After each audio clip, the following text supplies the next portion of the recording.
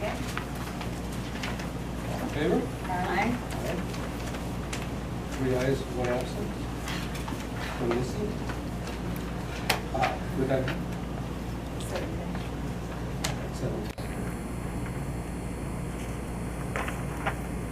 Action determined in closed session is to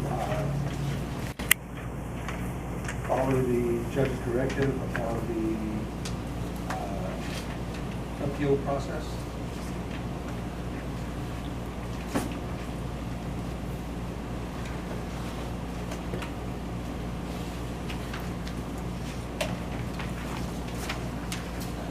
Pledge of allegiance. Who will I take on today? Mr. Glenn, would you lead us in the pledge of allegiance? I already said, ready? It's a pleasure to have you here.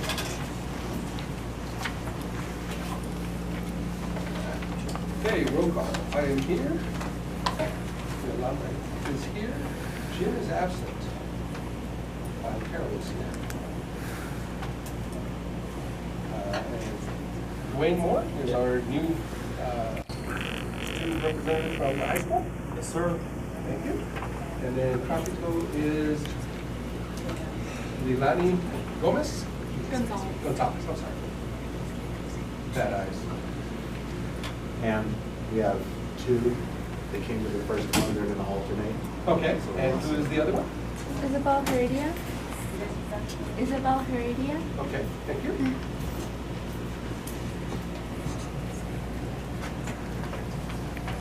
Do I have a motion to approve the agenda? Second. All in favor? Aye. 3 ayes, 1 absent. Aye. Members of the public? Vote. Aye. Members of the public may address the board on any item within the jurisdiction of the board by submitting a presentation request to the secretary. Members of the public are strongly urged not to mention personnel by name and are reminded that they are not immune from legal action if personnel are named. The board may limit each speaker to 3 minutes with a total of 20 minutes per topic. First we have Elizabeth.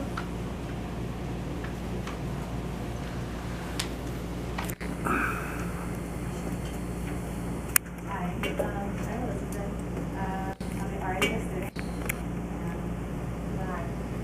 I'm addressing dress code, and I have a question for clarification. On the 5th page on the planner, the section dress code, it states that addressing for success needs to improve grades and/or achievement, and I'm just like, I have a question on that. Is that, was there research done on that? Or is that just what you guys would like the people to dress? You believe that it leads up to success in other grades? I will. We want to teach you to dress for the business world. Right. Eventually, when you're out of high school, you will go out to get a job. Yes. Me being an employer, when someone comes in to fill out an application, the first thing that goes into my head is how are you dressed? Okay. I don't know that person coming in the door. I don't know their background. But the first thing that I see is how they are dressed when they walk in. Do they walk in with dirty pants? Do they have clean clothes on? Are they very nicely dressed? And then we go into the interview process of having to fill out the application. And even if I don't want to think about it, it's in the back of my mind. They're going to represent my company. So do I want that person representing my company? Right. So that's the whole idea behind the dress for success, is to try to teach everybody what their people are going to look for in the future. Okay. Okay, I just wanted to clarify where that comes from. No, I understand. On that same section, that same sentence says improved grades.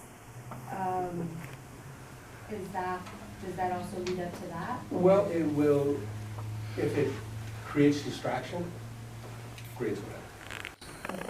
After you can't do it, or you can't do it, or they're busy, or they're chatting about somebody's dress, and how they're doing, what they're dressed like. So, yes, it will affect grades. Okay. I also, okay, so I've got in dress code, this school year. I had cuts above my knees, and I did not until now, until the last board meeting that I came to. I'm not sure on the date, but the one before this one. And after that board meeting, I was aware that you were able to wear rips above 6 inches with the strings covering it. Is that correct? That part I can't answer. I'm not sure on that. If I need to, I will ask Mrs. Akinini to correct me if I'm wrong, please, Mrs. Akinini. My understanding is that the dress code policy calls for no slits or holes in the pants or skirt. And I think what the high school administration was experiencing were large holes in the pants where there was almost more skin being seen than actual denim material. Mrs. Akinini and I talked about this. Even though this dress policy has been in place for many years, it should never be viewed as anyone's fault for implementing it. Mrs. Akinini is doing what she wants to do as the principal of her school and following district policy. So she and I talked, and what she thought she could also give a little bit to the students this year is we're going to readdress the whole dress code policy. Not that we're ever going to allow the big holes. I agree with Mr. Gutierrez 100%. How we dress represents ourselves and our goals in life. And so I have said to Mrs. Akinini, perhaps you can give a little this year by allowing maybe a few of the little slits in the pants. Parents have gone out, and I know those pants are not cheap. For some reason, the more slits and holes, the more expensive. I don't get it. Never would have happened in my day, that's for sure. But so she decided that she was willing, that the students are meeting her halfway, that she would give a little bit and allow the slits in the pants this year. My goal as the superintendent is to have the cabinet and Mrs. Akinini and Mr. Riley to sit down and look at this dress code and see how we can maybe adjust a few things and yet have our high school students that represent their families, their community, and their schools to look like young people that are college bound and career bound. And that's really what we want to do here. So she decided that she would allow the slits. Am I close to right? Yeah, you're right on. Thank you. Thank you. So I don't know if that answered your question, but we're trying to meet the students halfway, no big holes, but a few slits here and there we're going to tolerate. Okay. I also had a question. If there were no slits, the strings that cover the holes, are we able to wear leggings under them, or is that not allowed either? I believe the dress code calls for no leggings, because the minute we do that, then what we find happens more often than not is that girls will show up in nothing but leggings. And it's just really not appropriate school attire. So, right, but leggings are dress code approved, right? no. Without jeans, or not? They're not. Okay, so wearing just leggings and a t-shirt is not No. Are leggings allowed in t-shirts? Yes, ma'am. Oh, they are But without. what she's referring to is the kids in the past have been used to, were able to wear holes in their jeans if they wore tights or leggings underneath it. But what I've been trying to stress is holes are holes, we can't wear them whether they got tights or not. Yeah, but they can still wear leggings, yeah. You know what I'm talking about, Sorry. yeah. So, no holes regardless.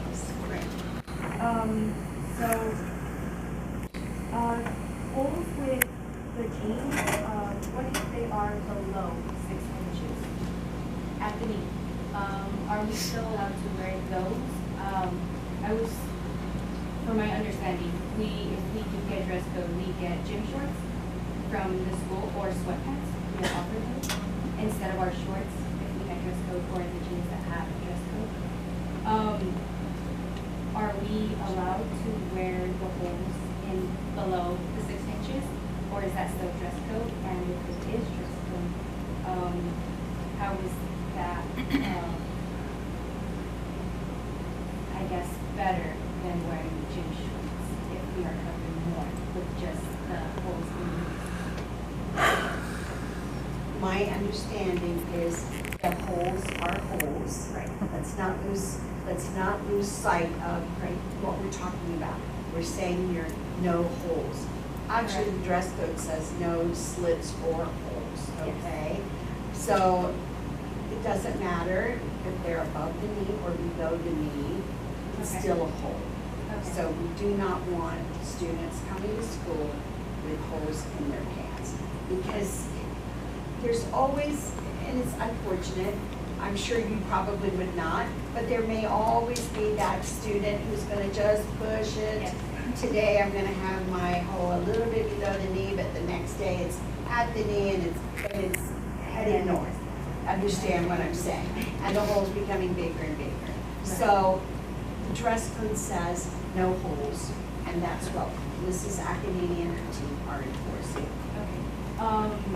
But the shorts, below 6 inches are okay. If they are like more down, the shorts. Well, the dress code says no higher than 6 inches above the knee, okay? It is just good. What, shorts? If we wore shorts. Absolutely. long- Yeah, just as long as they're no shorter than 6 inches. And they don't have holes.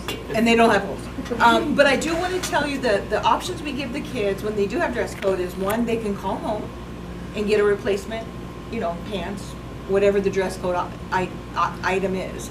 The second one is, when some kids can't because their parents are at work, is they can borrow a pair of our, I call them chic and lovely gym shorts for the day. And then lastly, they can get a pair of sweatpants and add them onto their account. So those are the three options that they have to choose from. And so they are, there are things for them to do. A lot of them just call home because they don't want to wear the shorts and it's too hot for sweatpants. So we do get that for the kids when they have dress And code. Mrs. Akinini, I just want you to share, it's my understanding that currently at the high school, the number of students with dress code on a daily basis has basically diminished to. Today I had 3. 3 out of 860 kids. So we have the majority of the kids that are choosing to do the right thing, and we're getting the support of the parents because the kids are coming dressed properly. So I really want to thank the community for stepping up and supporting it, yeah. Now I just want to jump in and let everybody know, the past 3-5 years, dress code has not been implemented. Trust me, I read planners, everything, because I'm a rule follower. So the dress code has been the same the past 3 to 5 years. There's been little changes here and there.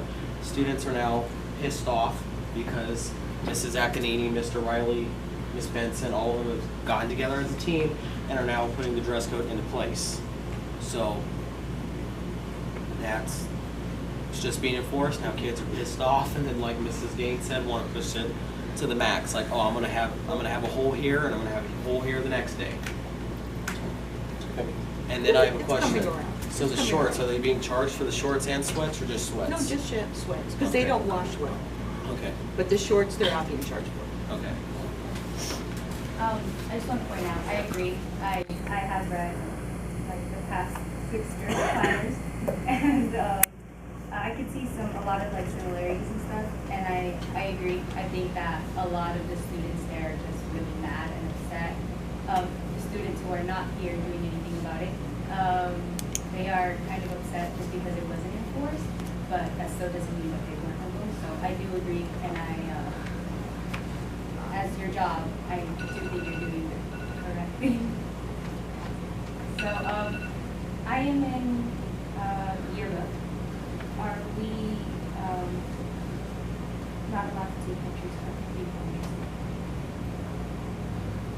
We take pictures on a daily basis. Violation of dress code? Yes, people like that wear the slits and cuts, if they do have dress code on, do we not take pictures of them? Including games as well. Because yearbook does take pictures every single day of students, of activities that happen, because we want to make sure of all the things in the yearbook. But I do not know if it's okay with you guys to take pictures of games. Mrs. Akinimi, I'm going to refer that to you. Yeah, so Elizabeth, let's say you're in a game and we have dress code from the waist down. Right. Can you take a picture of the waist down? I could take pictures, but also spaghetti straps is Yeah, so, included in dress but it's a code. little different at a game because it's not school day. I mean, they can't come dressed, but, you know, try, if they're on dress code, there's so many other kids that are doing the right thing. Right, Try to find some of those kids who are doing the right thing and promote the right thing, okay. okay? Yes. I'm sure you can. There's so many kids who come doing the right thing. Yes. I also want to point out that a lot of students, they take our pictures during school things, like around when class is being taken, just because it's easier for us to get academic pictures of them working and studying and doing all of this.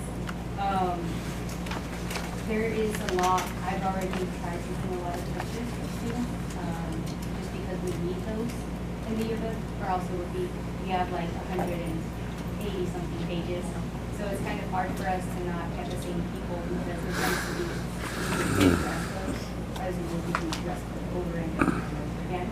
So it's kind of hard for us not to get the same people doing the right thing, which is also a good thing to get those people and to recognize them. But we wouldn't like to repeat the same people in our group to recognize everybody. But I've already taken, like I said, a couple pictures and a lot of them have dress code, like crop tops, all the tops and stuff like that. So my yearbook teacher's not here, but I'm editor and I don't know what to tell the other people on the staff because it is hard not to take pictures of people that are dressed. If I can address that. I don't know if you heard what Mrs. Akinimi said, but she said today there were only 3 students Correct. that came with the dress code violation.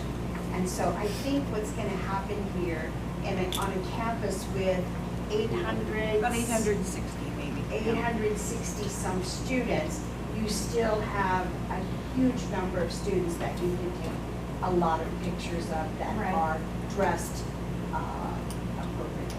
Okay. And so I think as time goes on, you're going to find fewer and fewer students out there. So I wouldn't worry about it. Zero. Yes, hopefully the day will come when she has 0, and that would be a great day to take pictures. Yeah. wouldn't Right, it? yeah. Yeah, awesome. Okay, so those were all my questions. I just had that dress code wouldn't happen because my friends and everybody who really comes speak for themselves.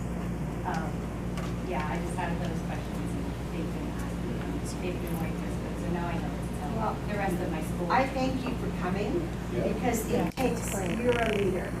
You are a natural leader, because it takes a lot of courage to get up in front of all of these adults and the board of trustees and, relay your beliefs and speak on behalf of your class. So I commend you for that. Thank you.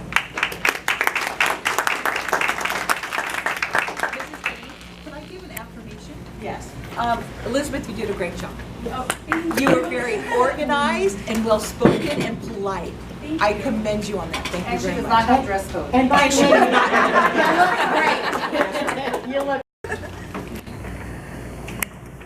around our campus, specifically during morning drop-off and after we pick up times.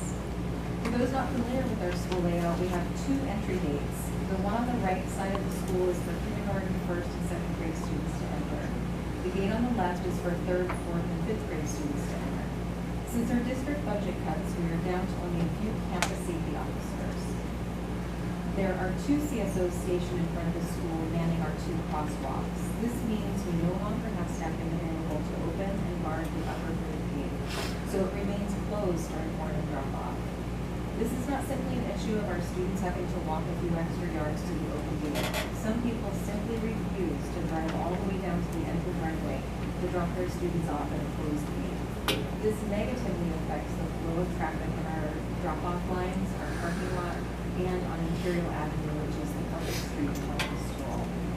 Our parking lot procedures are clearly outlined on our school's website, and several printed reminders have been sent home to students. Our administrators also set up an all call at the beginning of the school year that notified people by phone of the proper drop-off procedures. Unfortunately, these reminders seem to have fallen on deaf ears. Because there is no one outside to enforce the rules, people are putting themselves and others in danger by jaywalking, parking in no parking zones, dropping their children off in the parking lot, or driving on the wrong side of the street to get around the cars that are waiting to enter the parking lot. I have even spoken with one of the crossing guards who shared with me that people often speed down 35th Street and have blown through the crosswalk where students and families are trying to safely cross the street. I feel it's only a matter of time before there's a tragedy in front of our school. In the past, I have seen members of law enforcement come out and monitor the traffic in the morning, but that has not happened in a very long time. I've been to enough of these meetings to know that resources are scarce, staffing is limited, and people's plates are full. Myself and several district-approved volunteers have gone so far as to offer to help direct traffic or monitor the gates, but have been told that it's not possible because these positions are union positions and will be putting employees' jobs in jeopardy, which I can appreciate. At this point, it's not enough to send out reminders. When one person is allowed to break the rules, it's not long before others follow suit. And just like how we all check our speed when we see a police car on the freeway, sometimes people need to actually see a person of authority face to face to be reminded to do the right thing. I thank you for allowing me to address the board, and I can try to answer any questions you might have. I'd also love to hear any suggestions on how we can all work together to truly make our students' safety our #1 priority. Thank you. Thank you.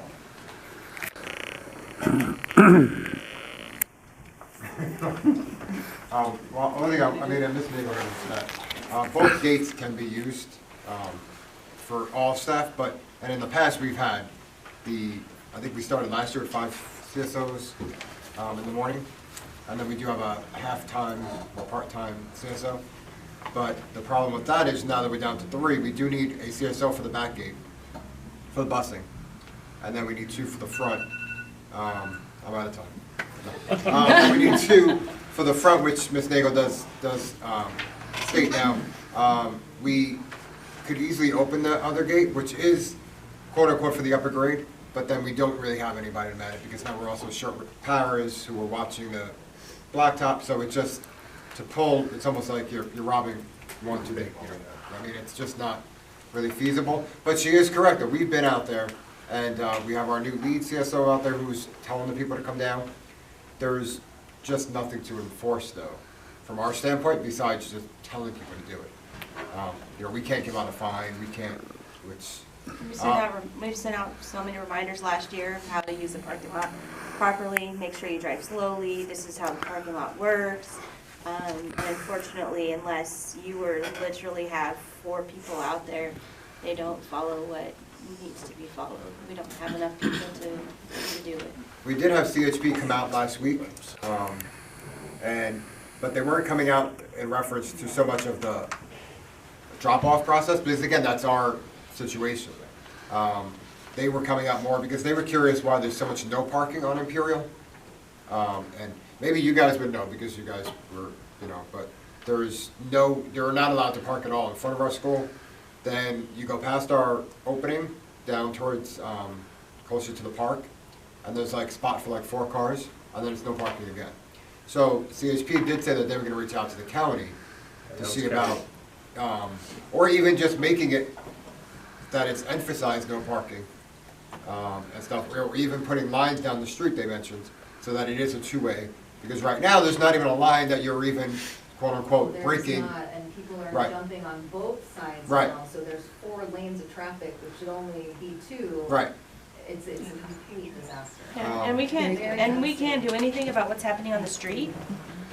We can only do what we have in the parking lot, and we're doing the best that we can with the staff that we have. Thank you. Okay. Now, interview applicants for the position of school board trustee.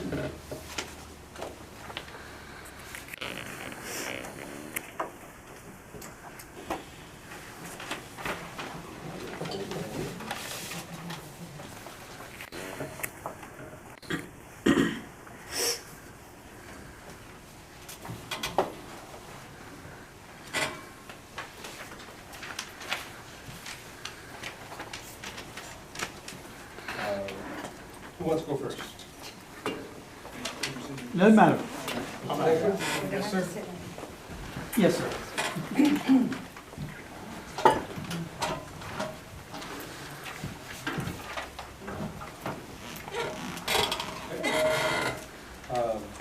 Start out with Mr. Tanksley. Could you please could you give us a quick summary on why you want to come and be on board? Yes, sir. It's Mr. No long major. Most of you that don't know my past experience, I was in the military for 25 years, and I love public service. However, in those roles, you're kind of prevented from doing certain public services because it represents the Air Force, and Air Force can't represent certain things. So when I retired, I came on board and became an educator in the school district for about 5 years. Started out with ROTC for 2 years, and then moved into career tech. ROTC I love. Former students in there that I taught for ROTC. I love that, and I got to see the privilege and honor of them going on and serving their country. But then I realized as a CTE I could have a bigger impact, and I can get kids into Northern Grumman and jobs like that. So that opened the door and really gave me the love for education and public service combined. So now that I'm no longer an employee of the district, I have this opportunity to make a difference in the education arena again. And that's really where I found my passion at, and really what I want to focus on. Helping students, helping the community, helping the staff, all get to where we all want to be. Mr. Rensselaer. Well, as you're well aware, Mario, you and I served on the same board a few years back. We were very successful in actually turning around the district that was also in financial straits. Matter of fact, a little bit more than what we are today.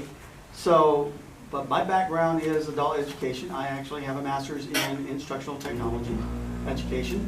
I ran a large, I should say ran, it ran me. I program managed a large Army education training program.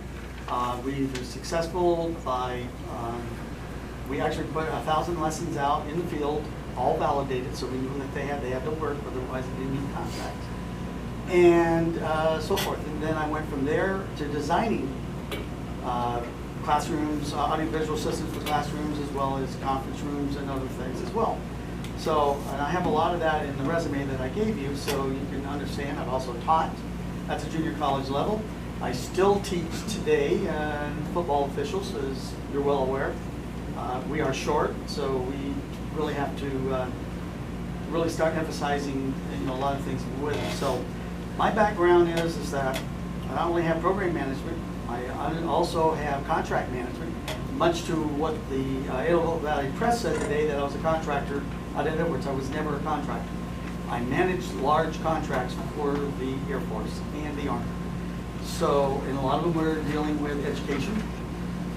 Educational technology, as we all know, is becoming very prevalent in the education of our students. And I was a leader in developing and fielding this technology for the Army and the Air Force.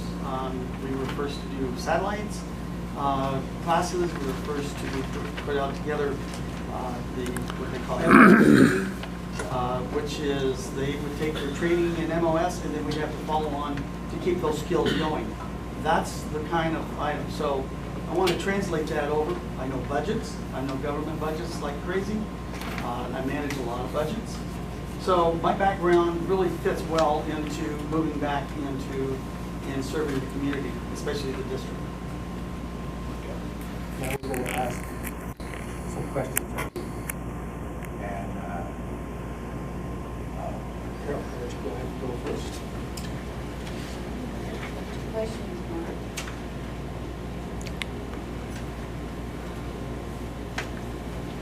So I'll just ask both of you, you can both answer what you think. So how would you handle a parent who calls you at home or after work hours or gets on Facebook and contacts you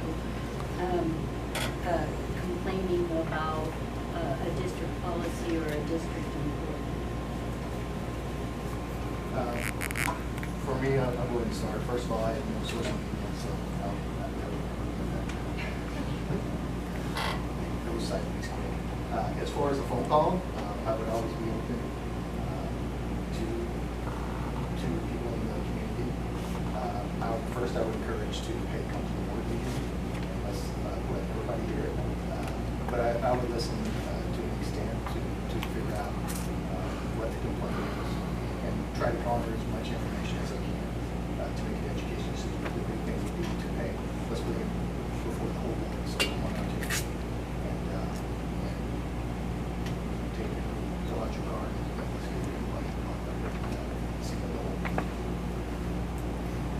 Okay. First of all, when I first was on the board, I got to talk with Rod Rader, who was our superintendent. We opened up a room at the boardroom, and we invited parents. I invited parents to come out and voice their information. A couple times Rod was there, he heard what was going on. All I would do is take down the information, send it over to the superintendent. Because you can't do anything, you can't make any promises, you can't answer anything because of exactly that. So the bottom line is that you just don't. You know, you just say thank them for providing that, be patient with them. And believe me, if you saw me on the phones with Princess, you would understand patience. I have a lot these days. But you just can't, you just cannot answer their questions. You can take the information and again, as I said, then present it. But the person that's got to do it has got to be that person right there. It can't be you. You're one person.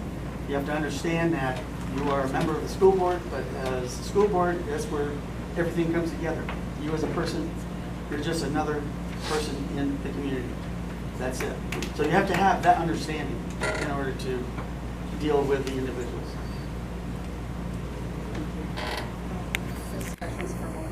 Identify a recess board decision that you felt strongly about, and describe how you would balance the community concerns, the student needs, and the state and federal law, the staff's consideration, and your personal value and beliefs to determine how to vote on the issue. Well, I've been at a few of the school board meetings recently, I would say the one that stuck out with me is that in listening to Mr. Bender, he's not here tonight, but Mr. Bender had some great questions to ask about, and this is dealing with contracts. Okay, there is what I see out there, a kind of like sole source contract. You got to weigh best value versus, is it worth the money, or can we find it a different way? To me, I've had talks with Eric about contracts and so forth, and same thing with the teachers. We want to have certain items. So I was talking with Eric about what we call, we used to do those a lot with the government, is just basically a requirements contract. So we get the requirements from the teachers. Okay, they want crayons, they want the Crayola crayons, they don't want the stuff that, whatever's offered. Well, you put that down and you write the specifications for Crayola crayons. And then you put that out to bid. And when you put that out to bid, then the individuals, come in and bid on this, whether it be one company or two or three, you usually get a good price from this. Another thing, if you, and again, in talking with it, we don't have to be the only person, the only district that uses that contract. If another district decides, hey, you know, we like the prices, we want to use that contract, you do enough for that contract to allow the folks to come in and buy off that contract. That's what we used to call requirements contracts. And a perfect example of the requirements contract, when I was in Sacramento, I wrote a large requirements contract way back when, called Betamax. If everybody remembers Betamax, not Betamax, Betacam. Betacam was the professional that they used. I come to Edwards, program manager comes in, says, Bob, I got $1 million. Can you spend it in a week? I upgraded every one of my video cameras to the Betacam because I could go up, use that contract, so forth. So if I was looking at that, that's one of the areas that I would want to definitely help address, is how we contract out for supplies, for items, in some better ways. I've got good ideas, but again, I don't always have the answer either. That's what I saw.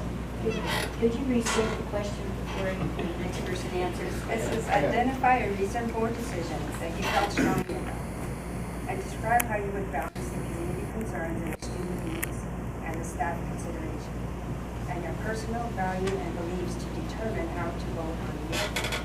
Okay, one of the biggest ones I would probably bring up was one that I was affected by. The budget crisis that we ran, I'll call it a crisis, but the budget issues. The decisions to make cuts, obviously, that need to be done. I think how we could have took the community and the staff and the students to work and brought them in was maybe have more of a better information campaign about kind of why things were happening and get out in front of them, maybe people understand it wasn't necessarily the person, it was positions. Okay, a lot of people kind of got to know the person, everybody knows that person, so it's less separate people, this position, not the person. And of course, the students were affected. We were fighting for the programs to stay. Teachers were fighting for the programs to stay. Close down a school. That takes a lot of information to get out there to the folks. Not people angry. Good information campaign. Getting the word out there. Calm down a lot. And honest. As far as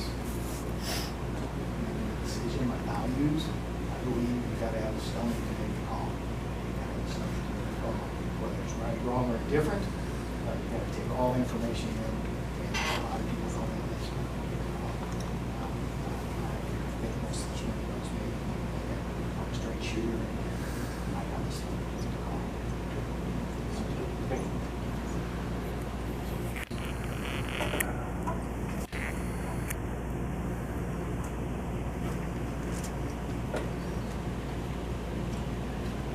Describe your definition of micromanaging. Which I avoid as much as I can is you actually get down into the weeds and you start looking at things and you start basically not suggesting, basically dictating the way things should be. And you can't do that. You can't do that in any place. There's a little thing called empowerment. You need to understand what empowerment is and understand that you want the employees and the administrators and so forth to do their job without any kind of interference. You can discuss it with them, but you don't want to ever make it look like you are in a position of, I guess, authority to force it on them. That's my definition of micromanagement. You just can't do it.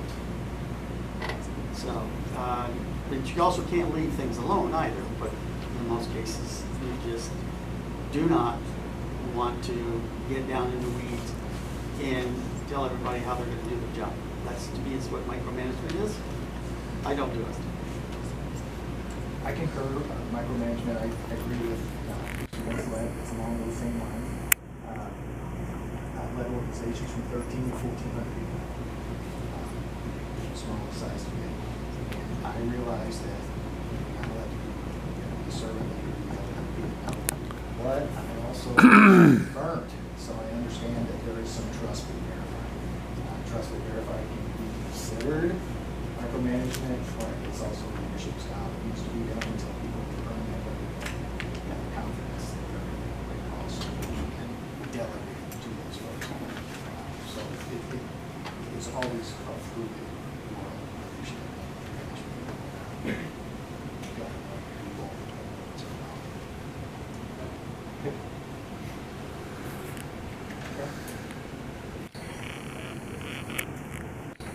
Mr. Tanksley, this question is for you.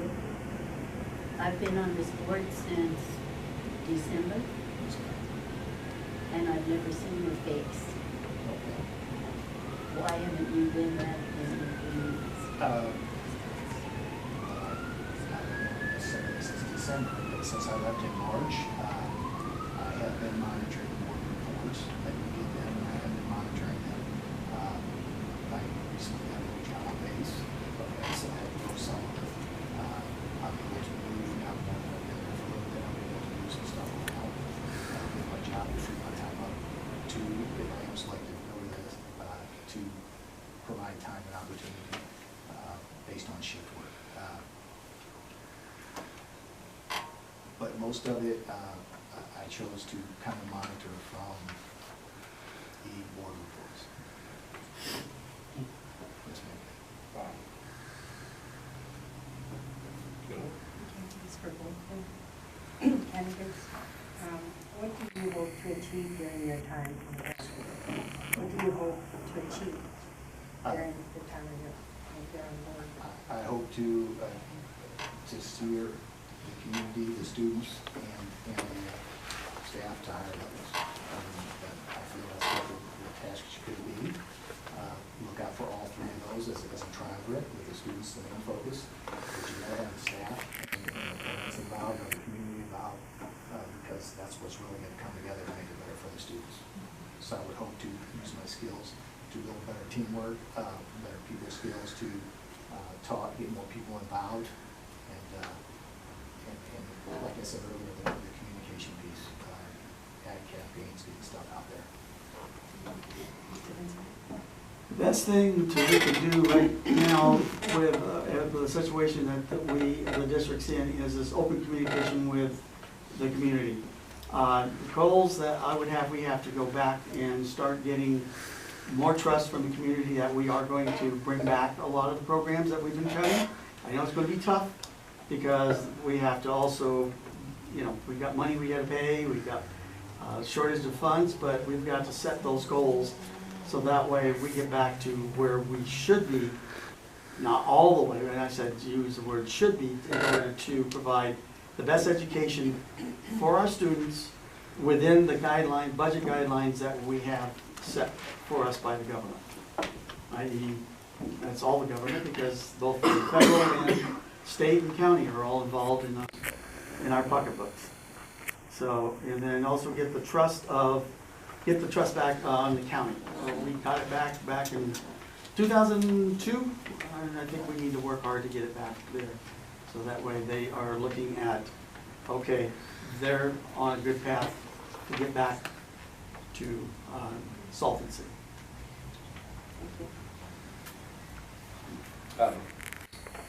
What do you believe the role of a school board should be in the community? I believe the role of the school board should be to kind of make sure that things are going right, being that oversight, being that final line before things start going wrong. You've got the superintendent, district staff that is enforcing it, or that is actually the operational function of it, but I think the board needs to be that last line of defense to make sure that things are going well. The board is responsible for oversight of the education of the students, as well as providing the funds to do that.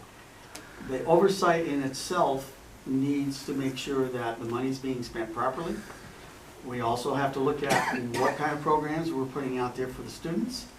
because if programs are not working, we need to reevaluate what's going on. But we need to be kept totally informed by the administration and the superintendent, through the superintendent, exactly what's going on, so that way we can make better decisions on cuts that are coming down.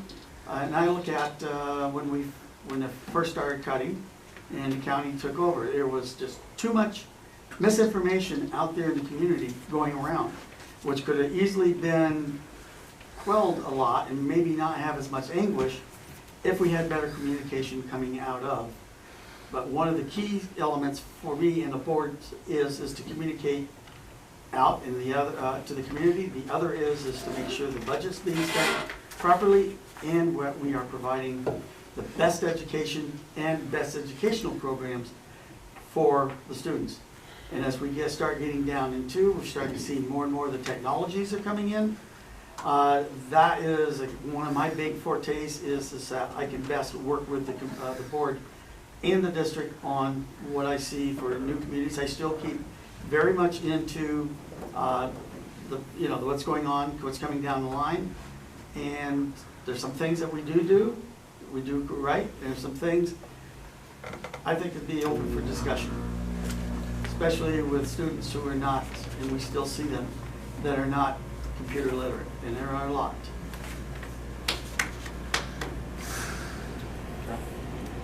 So, what subcommittees or ad hoc committees would you be willing to serve on? Are you interested in serving?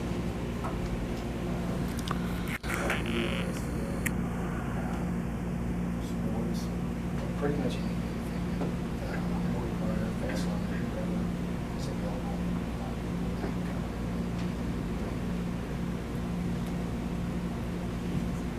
Okay.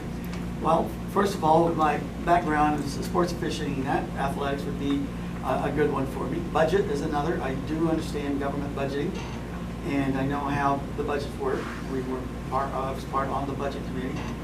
I know there are other committees out there that I would fit in very well as well, but I can't remember all the committees out there. So, but I'm open to them. I learn pretty fast.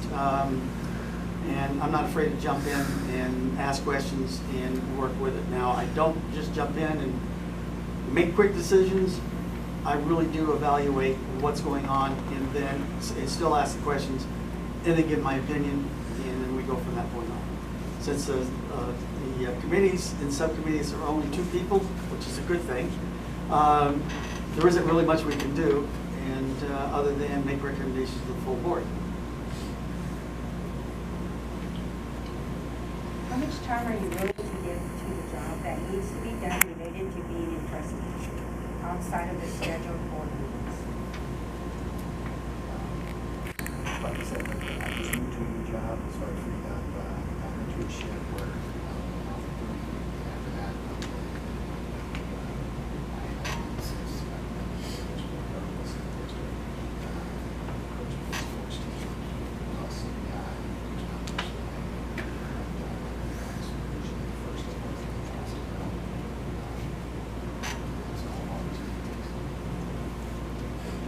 My schedule is pretty much, I could do just about anything that I need to. I am off Fridays and Saturdays as of right now. So I do expect to be down and talking with administrators, just feeling out what's going on. Of course, I can't leave her out because she's the one who'll get on my case if I did. But it's learning more of what's going on, but I do have the time. And I get off at a decent hour, and I live in town. I have the ability to do that because I actually work out of my house. So, and that's the nice thing. If I need to, I can pick up a phone call the boss and say, I've got to go do this. What 3 issues do you feel are most important facing the district at this time? And how would you? Well, first of all is budget. To me, you can't do anything if you don't have a decent budget, and that's where, to me, is probably the biggest issue that we probably have now. How are we going to fix it? we would have to turn around and still look at how, where we could find funds to, you know, because we got to pay back that money sitting at Leo County. But in the meantime, you still got to do, you know, you got to educate your kids. So you have to look at that particular, that's the budget. The other is that we lost a lot of teachers, a lot of good teachers, because we cut programs. So we need to look at how we're going to bring, you know, those programs. Again, that's a money issue as well. But we can't afford to keep losing good staff because without the good staff, I mean, I've got a granddaughter that's in that. She's got very high expectations and goals. And she just started 6th grade. And her goal is Yale. Now, that's a pretty good lofty goal for a young lady, okay? But she has that goal. I want to make sure she gets there. That's part of it, okay? And then the other is that we do have, you know, we have a lot of good students out there who want to play, you know, sports and so forth, and we got to make sure that we keep those sports running. Again, that's another budget issue, but we also need to look at possibly paying for some of the things out of the ASB, because if they've got fundraisers, we need to maybe increase some funds, you know, there or whatever, or increase the, like football games or basketball games. Dollar increase is not going to hurt. I think we've been paying the same thing for years. So we could look at things like that to help enhance. The rules are changing, very much so for athletics. You can't believe the football rules this year that have been changed. But they are there, and it's going to start costing more money because of those rules. And they're all there for one reason: safety. And that's what we have to look at: safety for our children. But some of the biggest things will go with budget. Of course, when we first crisis at work. I think a lot of these things sound routines.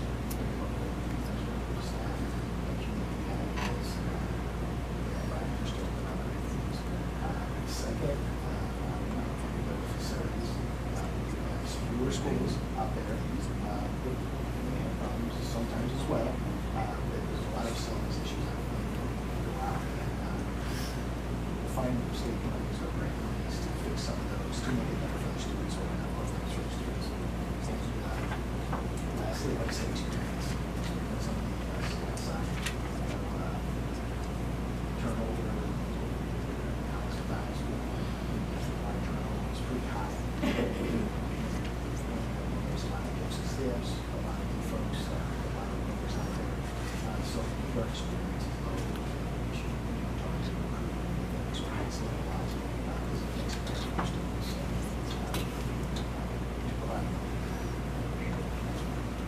Thank you. I do have another question here. So what would you do if you believe that administrators had not provided you with the information that you needed, that all the information that you needed to make a decision on the matter? I would start with the superintendent and express my concerns, my feelings, concerns, as well as communication with the superintendent or the associate superintendent.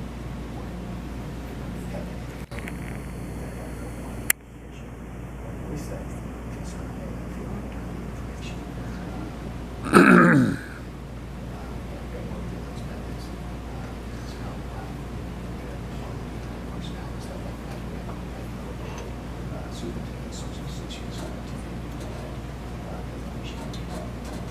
Well, it came up for a vote, and you have to vote on it, but you don't feel like you have the information.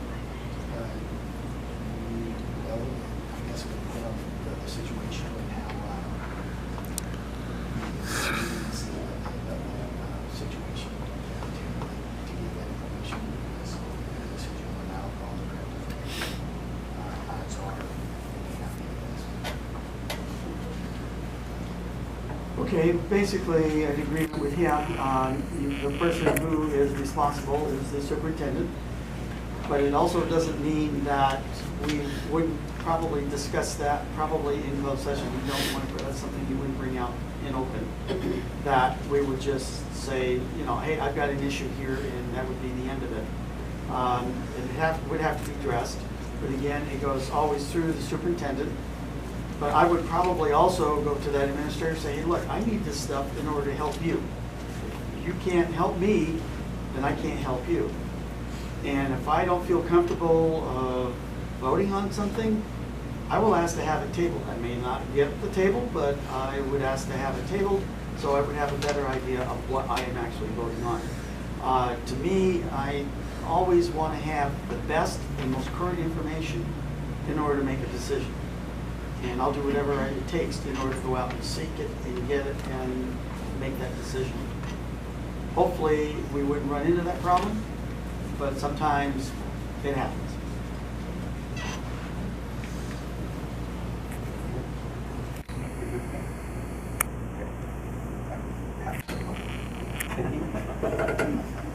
Yeah, I don't have any more questions. At this time, I guess we will offer a nomination.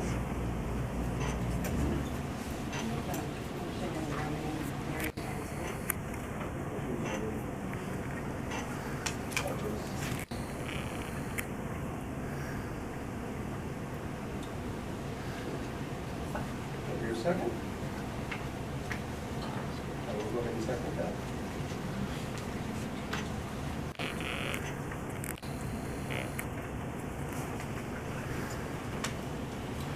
Call for a vote. All in favor? Aye. Aye. 2-1. Motion carries. Mr. Tanksley, you are now a member of our board after accepting the oath of office.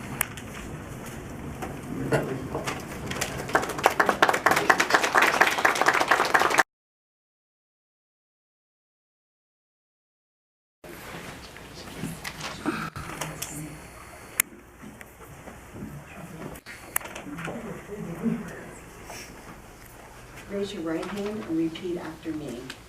I I, Larry Tanksley, do solemnly swear that I will support and defend the Constitution of the United States do solemnly swear that I will support the Constitution of the United States and the Constitution of the State of California and the Constitution of the State of California against all enemies, foreign and domestic, against all enemies, foreign and domestic, that I will bear true faith and allegiance and that I will bear true faith and allegiance to the Constitution of the United States to the Constitution of the United States and the Constitution of the State of California, and the Constitution of the State of California, that I take this obligation freely that I take this obligation freely without any mental reservation or purpose of evasion, without any mental reservation or purpose of evasion, and that I will well and faithfully discharge and that I will well and faithfully discharge the duties upon which I am about to enter. the duties upon which I am about to enter. Congratulations.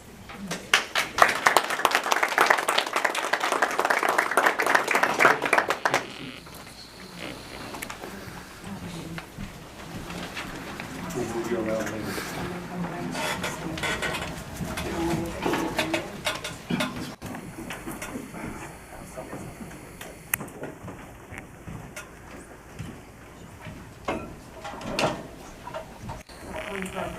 Yeah.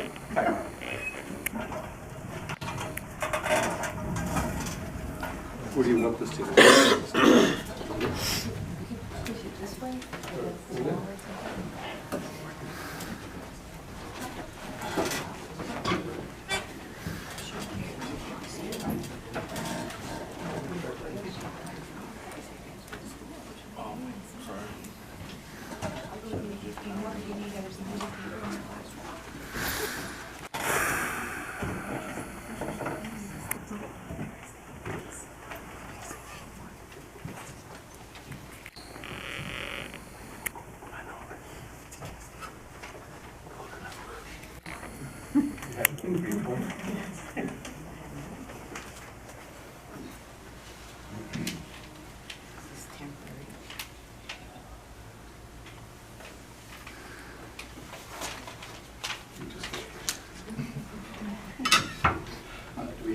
spare agenda for.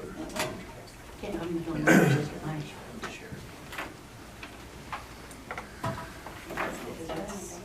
is all information.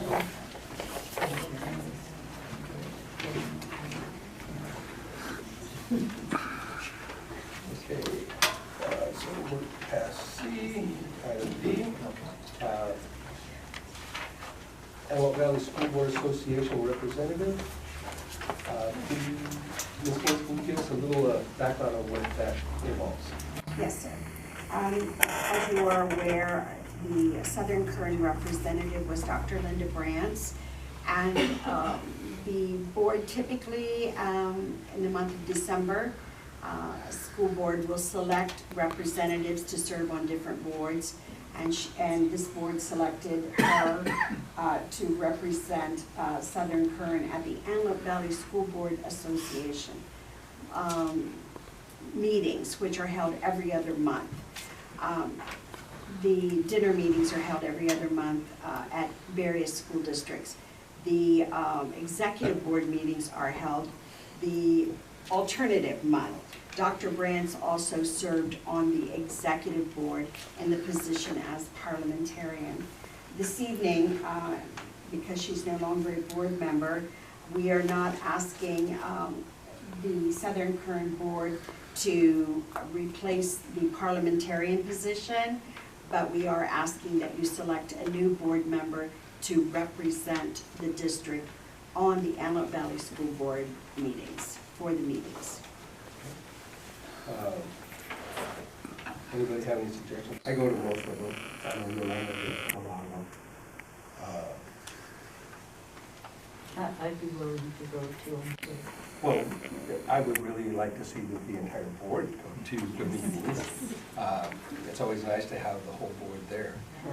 There for a long time, when Bob was on the board, we used to go to them all the time. I don't think we missed any of them, did we?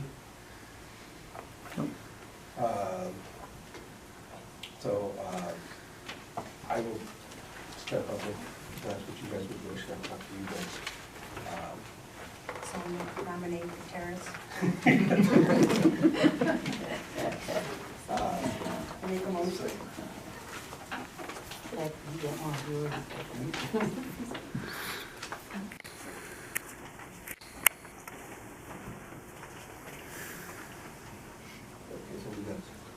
Motion by Sanchez, seconded by Bacon. I'm just kidding. By Bacon. All in favor? Aye. Ayes. One absent.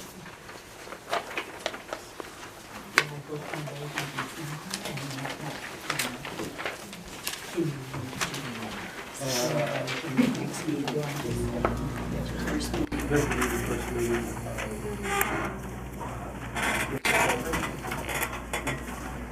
Say the date.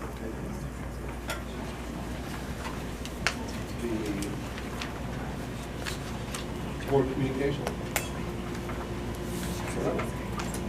I'd just like to say that I enjoy going to the back to school nights. I'd like to express my,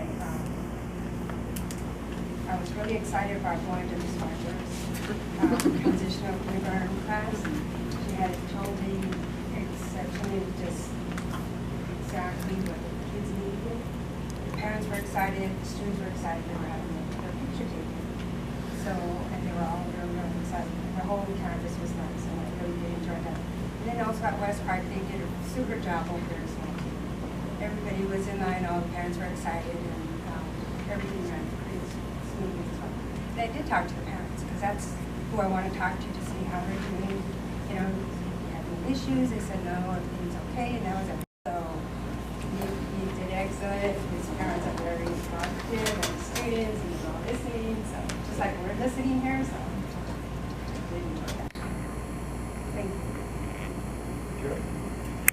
Yes, and I attended many meetings, the back to school night, the orientations, and I felt the same thing. I thought everything has gone very smoothly at the beginning of school. I am so proud of every one, the classrooms looked amazing, those teachers were prepared, and, I was just thrilled. And I'd like to welcome our representatives. Thank you guys for learning about our government and coming. Thank you for showing us around the school. I wanted to say that I thought both of our candidates for school board were highly qualified, and I don't think we could have made a mistake, so I, welcome. And I'm happy with the way things are going, and we still have lots of work to do, but we're trying to do it one issue at a time. I forgot to mention that I also went to Railroad High School, and they started that sales program, and the parents and kids are really excited. So that was a very good. The teachers were excited. Yes, they were. So doing a job.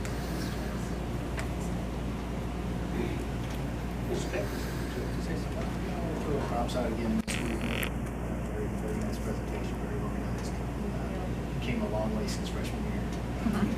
Well, and also want to thank the board for the appointment, and tell everybody I'm ready to jump in. Thank you for coming. This is one of our larger crowds. Thank you for bringing the dress code up. I'm glad that you did bring that up. It's nice to be able to hear from students when they have issues. Not just everybody's screaming and yelling, you don't like this. You want to know why. Thank you. I really appreciate it.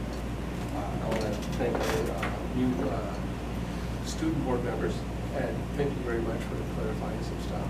That's what we expect from our student members. You guys are our liaisons to your kids, the kids at your school.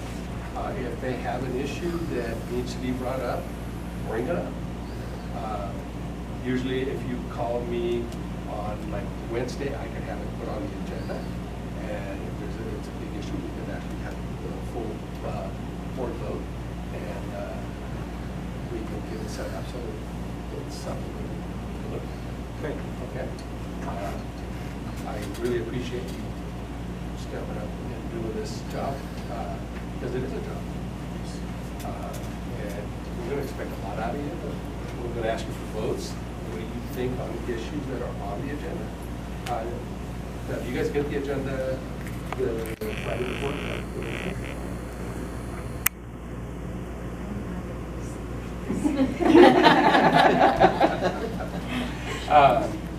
Look over the agenda. Make notes that you have questions on, and bring those questions up. Will do. Because that gives you more information of what actually is being done. What is being actually doing. So, we'll be asking questions of you. If I forget about you, you step up and you let me know. Okay? Because I do sometimes, so. Trust me, I'll let it be known I'm here. Okay. That's what I expect. You won't forget I'm here. And I want to thank all the teachers that are one of the job gifts this year are going. As the administrators, you guys have made it a very easy transition year. I usually the first week is like my phone is off the hook from parents calling me and telling me what's going on, what's this, what's that. And this year was quiet. That means everybody's doing what they're supposed to do, and everything is going like it's supposed to go. I got 2 grandchildren that started kindergarten this year. They are so excited. You guys have done phenomenal in the 3 weeks that we've been going. I mean, I have all kinds of talks every night about, I got to do this today, and I learned how to do this today. So, thank you. Thank you very much. With that, student board member, it's your turn. Okay, so I want to welcome Mr. Tanksley. Congratulations on your position as trustee. First of all, I don't know where I was going, I forgot. But anyways, long day. So ID cards were handed out to the students last week on Wednesday or Thursday. If they don't like their picture, they can get it retaken in the front office for $5 and the card will be printed out. Also this year with admin and leadership, we are have teachers outside, Mrs. Acadini, Mr. Riley, all of them checking school IDs. If any parents in here have a student that does not show their ID at the front gate, they will be assigned campus beautification, which makes our campus more pretty and makes them show more responsibility and bring their ID cards with them. Our senior sunrise for our seniors was a success. We enjoyed wearing our tie-dye and having breakfast and drinks as a whole and coming together. Seniors auction for parking spots went very well.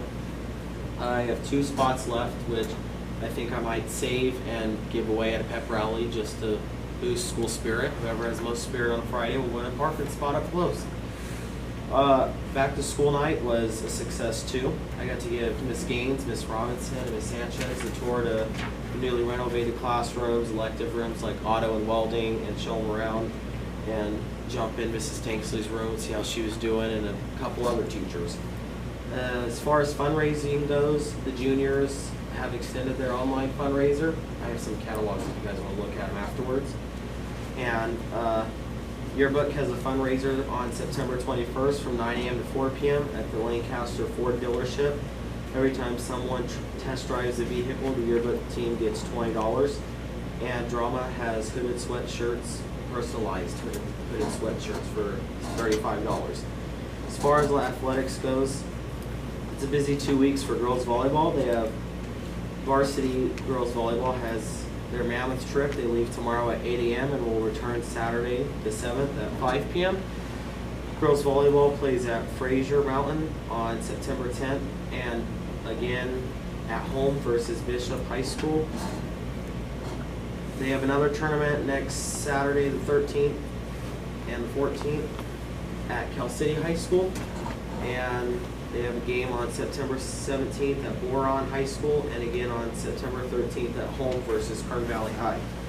Tennis has matches at Pete Knight High School from 1 to 4 and again on the 19th versus Vasquez High School from 2 to 5. JV and varsity football has games tomorrow at Arvin High School. Oh, well, no, Friday the 6th, sorry. The players will be released at 1 and they will leave at 1:30. And in ASB, we are adding 21 positions. It's been a busy couple weeks with trying to get some kids that don't want to be in, get their schedules changed.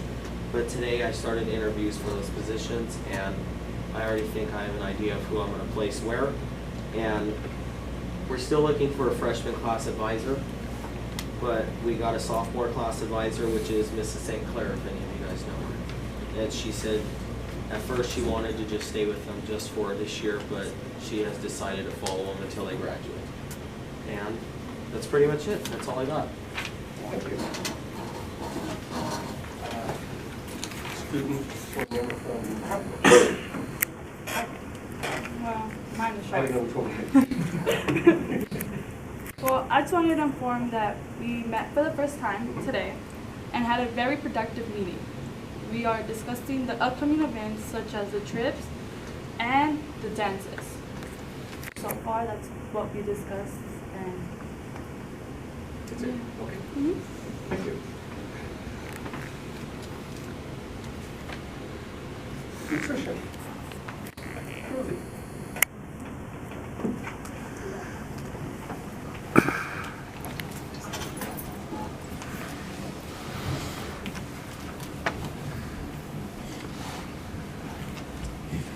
Hello, good evening.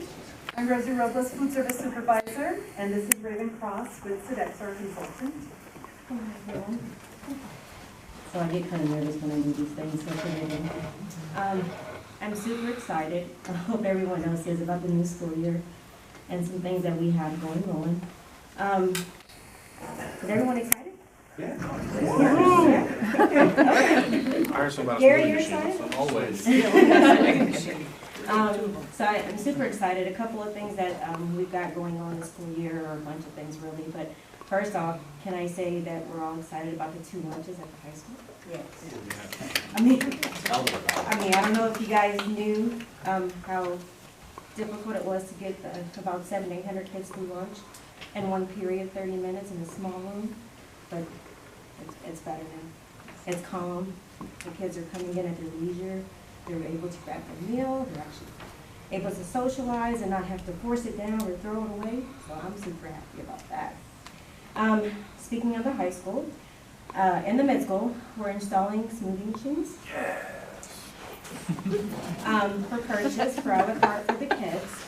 I talked to the representative today, so the installation will be Monday or Tuesday. So principals, I'll be reaching out to you for times, so we can talk to you guys for a little bit. But he will get back to me on Friday on what time he's coming Monday or Tuesday. The product will be coming in on Friday. The machines should be en route as well, and I'm super excited about that. Our counts are up. Our breakfast counts are up. Oh my freaking God. The last meeting I had with you guys remember our counts they were up, but I was really adamant about getting the breakfast counts up. First mode today, our students need it. So they're up about 1,500. We're still working. We're going to add another breakfast cart to RES. Going to do some things at the high school to get more kids to eat breakfast in the morning. So lunch counts are up. That's due to the second lunch that we have at the high school. And Tropical's been blowing it out the water too. I mean, I think I have every kid eating breakfast and lunch at this school. So I don't know what's going on, but they're hungry and we're feeding them. See, snack and dinner. Snack and dinner, we're down a little bit. So I don't know if our enrollment, we asked for counts today, and hopefully they'll reply soon and let us know. So I don't know if the counts are down or the enrollment's down there, but we'll see and we'll kind of fix it. Also to combat that, we've opened, it should have already been opened, let's be honest, but we've opened it back up to the athletics and after-school activities. So if anyone, if your kids after school are learning or tutoring or they're playing ball or volleyball or tennis or whatever, I've sent out forms for the directors and the coaches to request meals from us, snack and or dinner. For away games also. So yeah, they can take it with them. Like we got a request from the tennis club. They're leaving at 6 o'clock one morning in October. So I think we're just gonna load them up. I mean, all day, you know what I'm saying? We're gonna send them breakfast, lunch, snack, and dinner. So just remember that your kids don't have to, you don't have to spend money, $20 or $30 for your kids to eat all day. We have resources, okay? So just remember to pass that on. We're here, so, and the government pays for it, right? Let's just, they pay for it. It's there, take advantage of it. Dinner at the library. We did a little partnership with the library this summer to do summer feeding there, and they wanted to continue it. So I sent out an email. I'll be doing a teleparent as soon as Dan gets back in the office. You guys been running him crazy here lately. You guys know Dan Wexford. So as soon as he gets back in his office, I'm going to do a teleparent and announce to everyone. But I did send a flyer out to all of the principals, so make sure that you send that home with your kids. Let them know that if they're not in the after-school program, they can still receive snack and dinner at the library. Is that Monday through Friday? No, the library's only open Tuesday, Thursday, and Friday at 3:30. 3:30 to 4, dinner served at the library, ages 2 to 18. Yes. Anybody for free. Anybody, and they have programs scheduled after dinner. So the library. It's built around their educational program, so if the kids do come, we encourage them. Can't make them, so please stay for the educational program. That's the whole basis of our snack and dinner program, is that they have to be there for some educational purposes. So she's built some programming on that. Now, I do want to say this. She did want to do something geared towards the upperclassmen, the middle school and the high school, but she didn't have any volunteers. Tutors for math, English, stuff like that. So everything is kind of based around our elementary kids. If anyone that knows anybody that would like to volunteer, So she can, like, maybe in January, she can do some programming geared towards our upperclassmen. Because I think that's really important too. They should be able to go into the library, learn how to go look for a book, check the card catalog, do all that type of research and stuff like that. So if anyone knows, reach out to her, give me a call. I told her that I would kind of look for some kids to come help with tutoring so we could offer that in addition to the programming that she already has.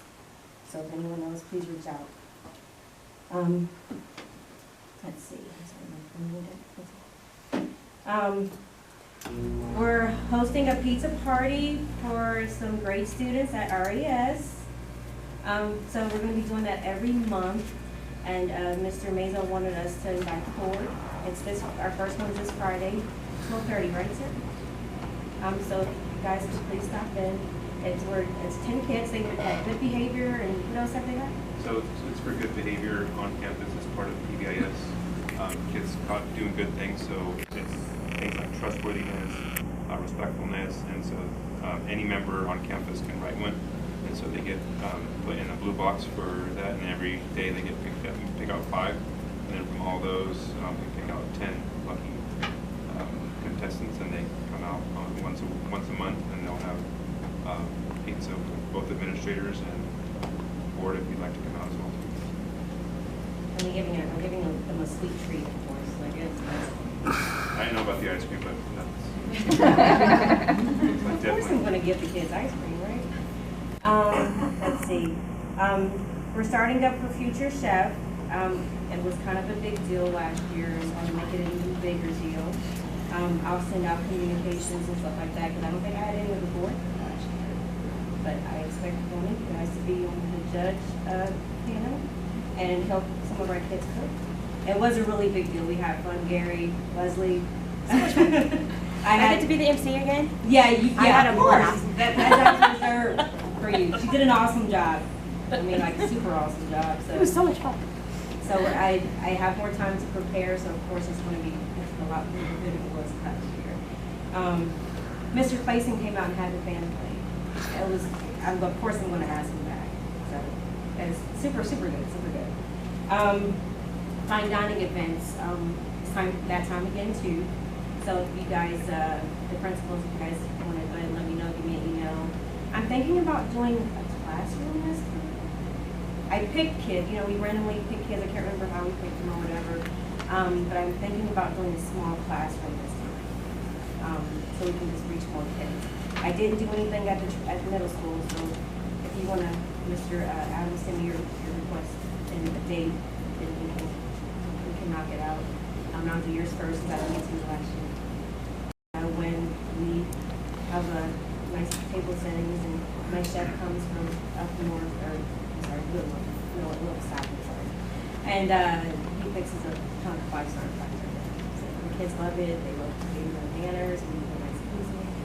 They dress up. So I think I held about 3 or 4 of them last year. So it's really good. So anyway, we're gearing up for that. We're also having a Halloween competition with kitchens. So around the week or the next week or the week after, you see scary stuff. Don't be alarmed. We're best dressed and the best decorated. So just trying to get some good stuff going in the kitchen.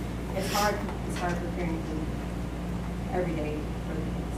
I mean, it's from the minute those ladies get in, they're working really hard until they leave.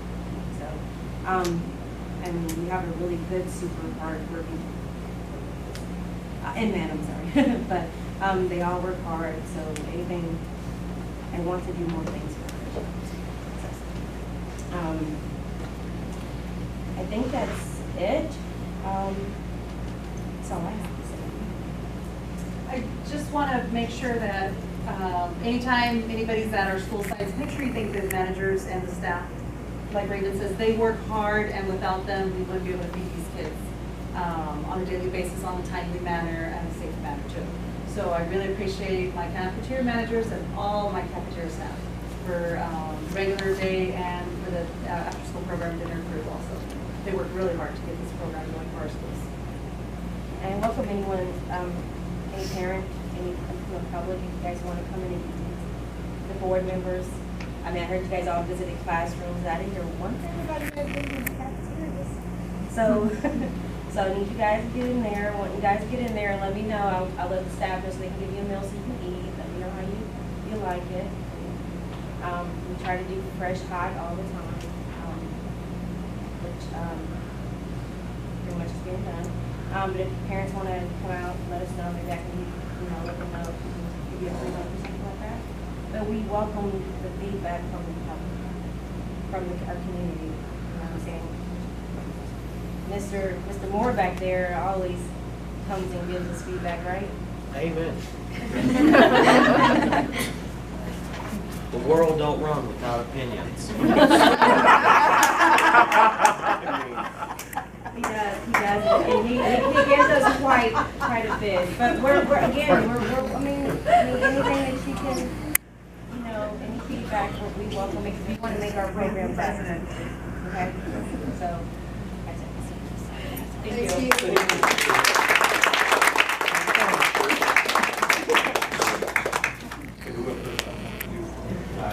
Yes, I think so. So it's CSEA.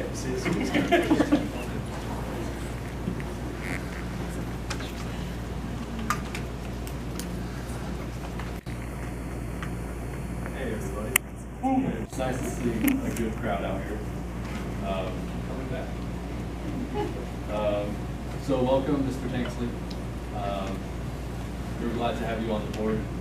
You were a big part of bringing committees together at each school site during our budget crisis, helping us get onto stable footing. So seeing you up there as a board member now, it's going to be a great thing. So on behalf of all of CSE, welcome.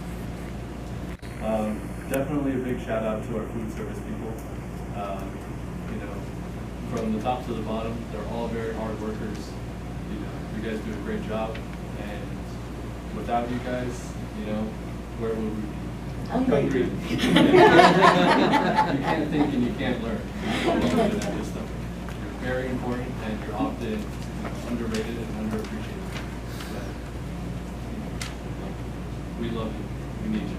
Thank you. Our CSEA Executive Board has a new Vice President. We have a vacancy of Armando Gutierrez, who has not only left us, but also has a tragic passing in his family, which is very sad. But our new Vice President is going to help us out with do some great things, and that is Mark Notterman, who's in the back of the room right now. We're very excited to have him on our board. He's already stepped up and has already been doing a lot for our union, even before being appointed as our Vice President. He's been going to our steward training. A union steward is someone that helps out making sure that our contract is being abided by, making sure that there's no grievances, because nobody wants to see a grievance.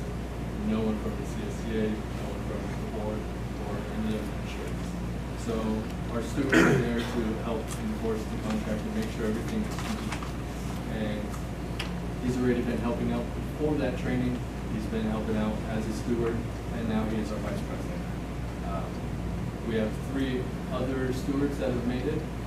Megan Simpson, she's also in the back. She's an after-school instructor, and we don't get much or many volunteers in the union. So to see someone from even after-school programming is a big deal, because when our union meetings happen is often when they are out. And it's hard to get them out too. So to have an active member from the after-school program is great. Also myself, I've become a union steward. You do everything. And then Jose Cortez, also known as Pepe, over at RES. He is a fantastic lead custodian. He is a new union steward as well. So if you're part of the union and you're watching this video, please reach out to any of us. But also any administrators, if there's any disciplinary hearings, please reach out to one of your union stewards or one of the board members. So we can try to sit in if that member is interested in having some representation. Tomorrow will be our second meeting with Ms. Gaines, and we're very excited. I think that is a great start to communication, that our e-board is having direct communication with our superintendent. That will help smooth out some issues, again, without any grievances, without having to take things to levels that are necessary. So thank you for that. I think communication in general has been getting better, and that's one big thing that the district has been doing. Mr. Tanksley creating committees, with Barbara Gaines stepping up and asking for, help and advice and, information. So all of that stuff is, I think we're really on the right track. And, it warms my heart to see the district getting onto better footing. So thank you, everybody in this room, for being a part of that.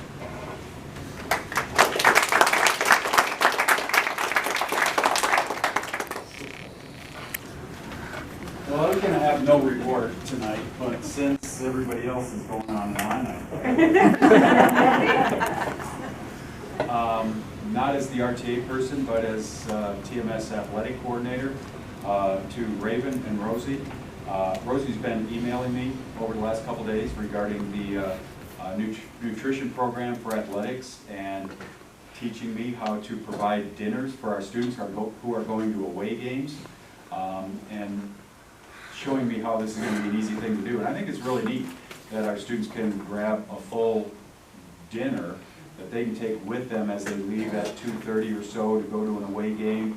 They're not going to get home till 7:30 at night, that they can have something to eat as they're going on to the game, not only to fuel up for the game, but then on the way home, and so they can do their homework and take care of those things. So thank you very much, and look forward to working with you and getting all of this taken care of and arranged. From Tropical also, Leilani Isabel, welcome to the board. I know Leilani wanted to be here because not only does she want to hear me every day in class, but this gives her an opportunity to also hear me every other week at the board meetings, which is certainly wonderful. Most importantly, I want to thank Mr. Vincelette and Mr. Tanksley for wanting to be involved in our district business. And all of the board members, you're here giving freely of your time and of your energies, and I know how much that takes to try to provide oversight and direction for the district. Congratulations, Mr. Tanksley. I've worked with, a lot of board members for the last 25 years. And whether I agree with the board members or not, we've always worked very well together. And because we have one goal in mind, and that's strictly what is going to be best for the district, because what is best for the district is best for the staff, is best for the students, and that's really the only goal I ever have in mind. So congratulations, and again, Bob, thank you for stepping up, and welcome to the board. And I'm going to stop there because we've got other things to address. Thank you. Thank you.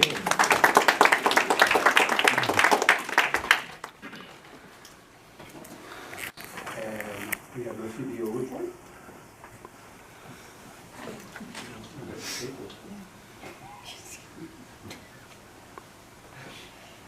Assistant Superintendent, Ms. Hargis.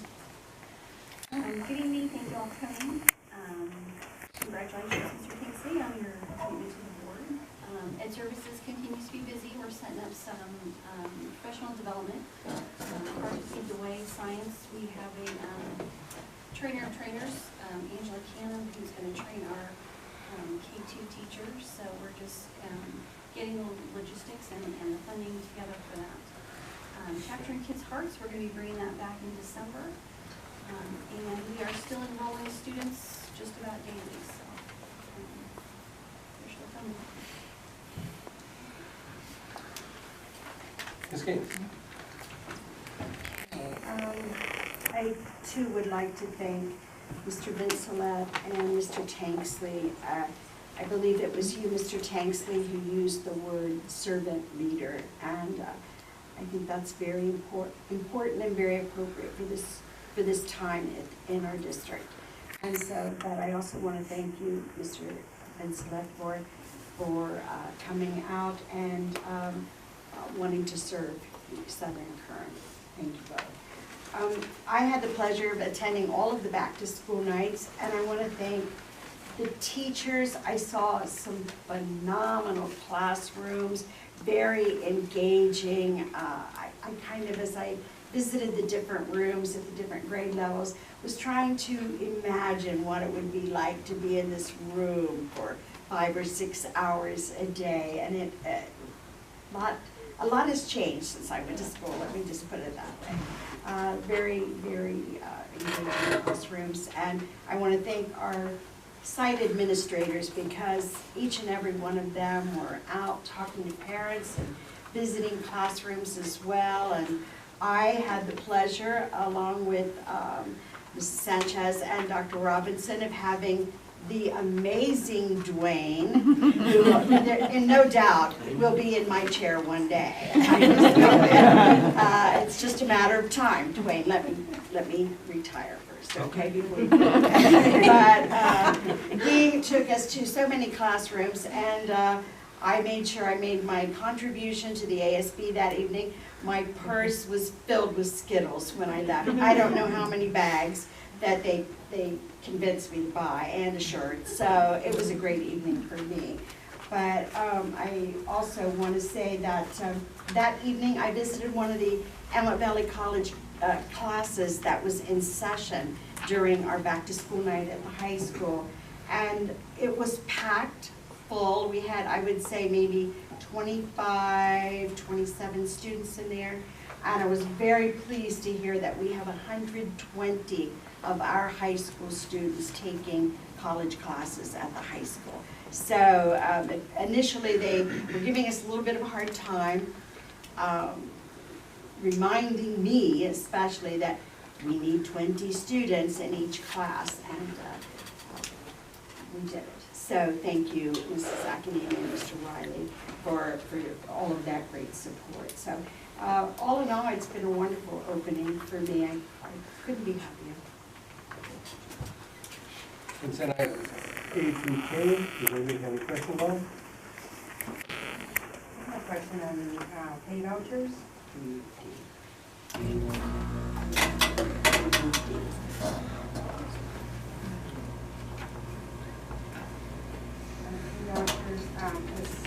I know that we're reimbursing all the teachers $100, and then there's one teacher that gets half reimbursed $250. We are only she's our teacher and goes for art supplies.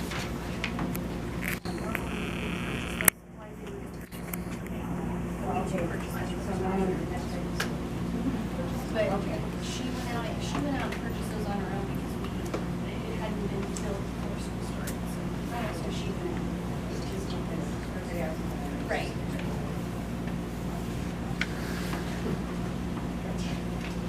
There was something that needed to be told before. Letter D. I will make a motion that we accept the A through K minus D.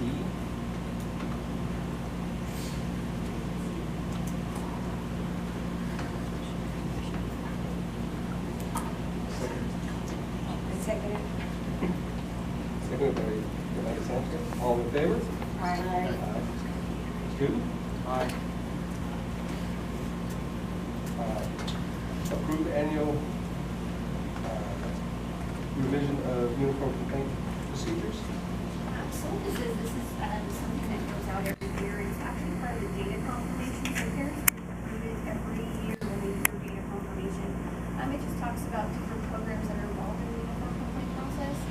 There's very little changes, just sort of a tweak here and there. But I wanted to bring it back since there were some revisions. What we do is we're required to, of course, send them out to parents. We'll be emailing them out to students. Since we have the revisions, even though they've done that in data confirmation, we'll probably send it out for positive contact to all the parents. Then we send it out to the school sites and teachers, and all staff have to sign for it. They'll get a copy of it, and they'll sign their little sheet saying that they received that copy of it. I just, if you look at the letterhead, you can just correct that.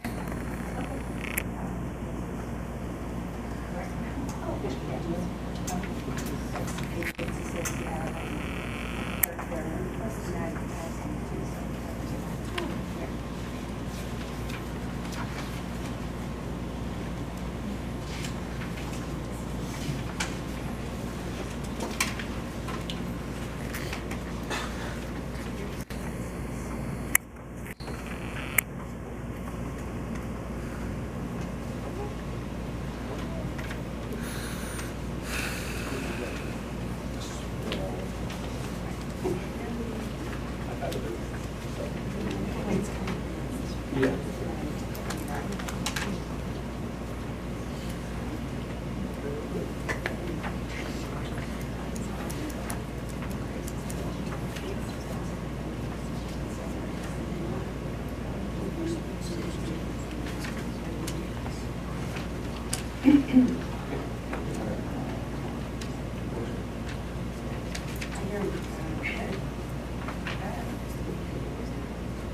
Motion to approve the annual revision to uniform complaint.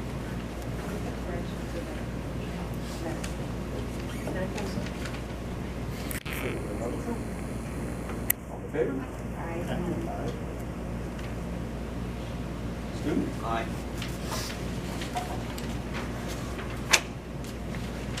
Final, following personnel item, which may include hiring, resignations, contract adjustments, and retirements for the certificated classified employees are presented. Does anybody have any questions on any of the items here? Why are they increasing the hours for the personnel?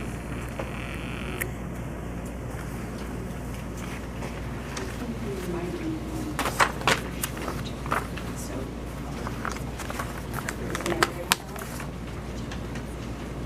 This is increasing hours for all the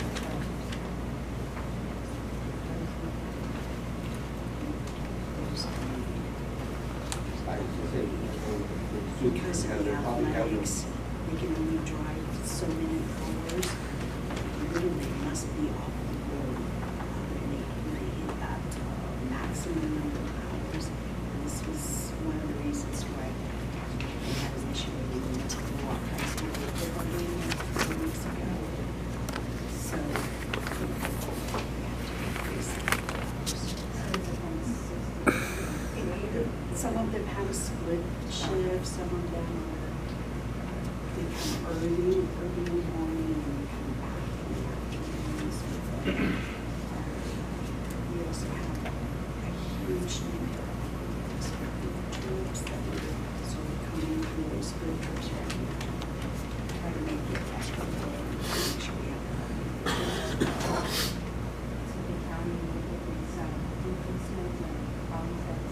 yes. Anything that made it through to this point, the county has.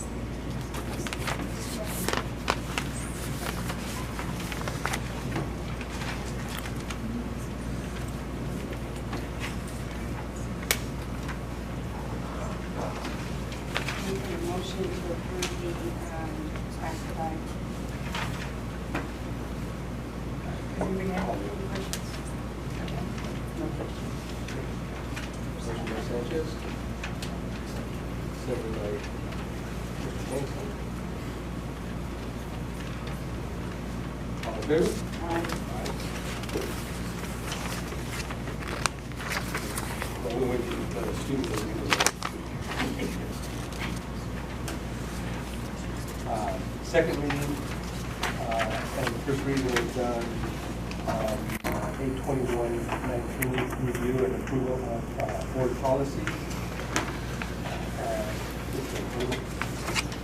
Basically, these are all brought back to you for a second reading. The only one that we had to make a real selection from, Dr. Robinson and myself, was Board Policy 5123, promotion, acceleration, and retention. We selected option 2 because we felt that option 2 gave us a larger spectrum. We're looking not only at state test scores, but we're evaluating teacher input, teacher grades, and local assessments before making an abrupt decision on retaining or acceleration of a student. So we felt that option 2 was our better option. Just one, to give them a chance to review any policies. Not this group, no.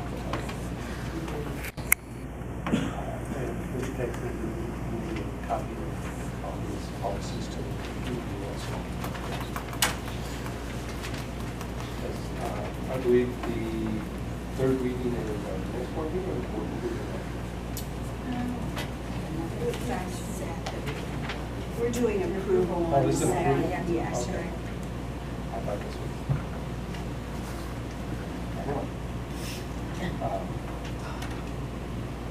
I will make a motion to approve. Second. Johnson, all in favor? Aye.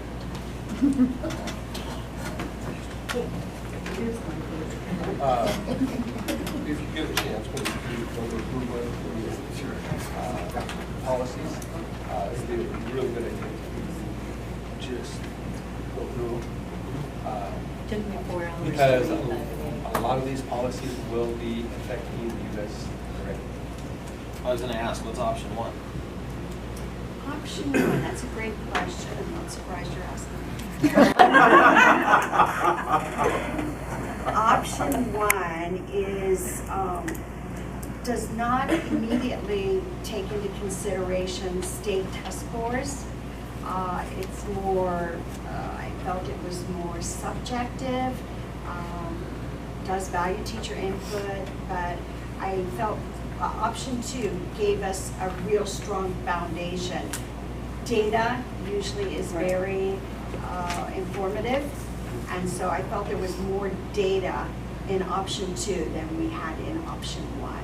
And when you're talking retaining a student, I think data is very powerful. Yeah, so instead of just a teacher saying this student needs to be retained and going with that, we're bringing in multiple areas of evaluation. Okay.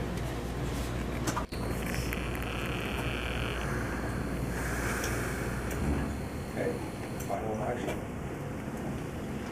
You guys get to do that. What? The final action there. My motion? Number 11, number 12. Oh, motion. Motion to adjourn? Yes.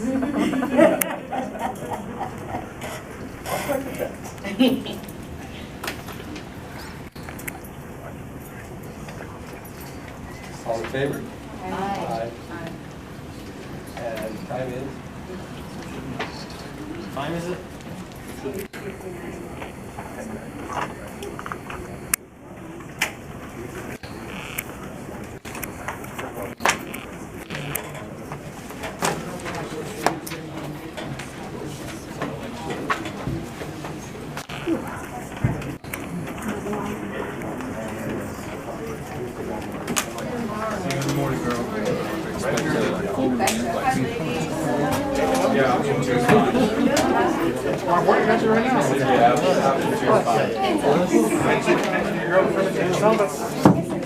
Well played, my friend. Oh.